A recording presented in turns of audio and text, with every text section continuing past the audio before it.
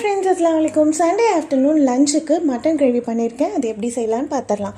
குக்கரில் மட்டனை நல்லா வாஷ் பண்ணி சேர்த்துக்கோங்க. 2 பெரிய வெங்காயம் நறுக்கி சேர்த்துருக்கேன். 2-3 ஸ்பூன் அளவுக்கு தயிர், 1 ஸ்பூன் இஞ்சி பூண்டு பேஸ்ட்டு, மிளகாய்த்தூள், மல்லித்தூள் 2 ஸ்பூனு, ஜீரகத்தூள் 1 ஸ்பூனு, மிளகுத்தூள் 1 ஸ்பூன், கொஞ்சமாக மஞ்சள் தூள், இது எல்லாத்தையும் சேர்த்து தேவையான அளவுக்கு உப்பும் போட்டுட்டு மட்டன் மூழ்கிற அளவுக்கு தண்ணி ஊற்றிக்கோங்க. ஊற்றி நல்லா மிக்ஸ் பண்ணிவிட்டு இது ஒரு 5லேருந்து 6 விசில் வரைக்கும் வேக வச்சு எடுத்துக்கலாம். உங்கள் குக்கரில் மட்டன் எத்தனை விசிலில் வேகுமோ அது வரைக்கும் வச்சுக்கோங்க. நான் 5லேருந்து 6 போல் விசில் வச்சு எடுத்துக்கிறேன். நல்லா வெந்து வந்துடுச்சு.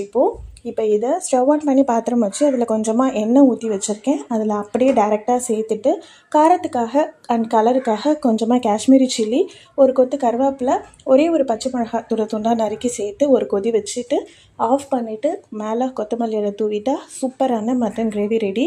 ஒன் டைம் ட்ரை பண்ணி பாருங்கள். இதுக்கு நான் இன்றைக்கி புதினா ரைஸ் செஞ்சுருந்தேன், அது கூட சர்வ் பண்ணுறேன்.